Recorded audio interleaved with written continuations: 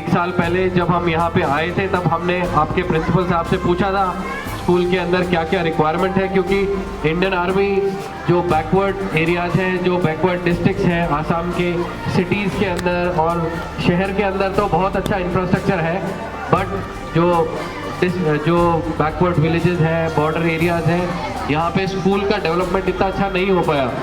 तो इसलिए हमारे एक साहब आए थे, उन्होंने आपके प्रिंसिपल साहब से पूछा, आपके प्रिंसिपल साहब ने बताया कि हमारा स्कूल का बिल्डिंग के अंदर ये प्रॉब्लम है, फैसिलिटी नहीं है, बारिश के अंदर पूरा पानी भर जाता है तो बच्चा लोग साइकिल खड़ा नहीं कर पाता है।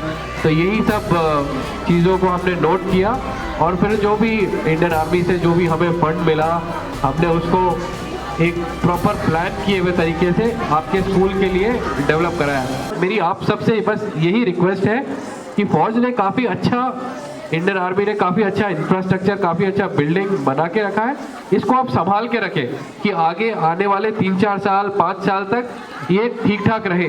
ये दरवाजे हैं, बच्चे इसके साथ थोड़ा सा ज़्यादा मतलब इसको तोड़ने और उसको वो करने की कोशिश ना करें, इसको मेंटेन करके रखें। और सबसे इम्पोर्टेंट जो एक मैं आप सब बच्चों को बताना चाहता हूँ, लाइफ के अंदर सबसे इम्पोर्टेंट चीज़ है पढ़ाई।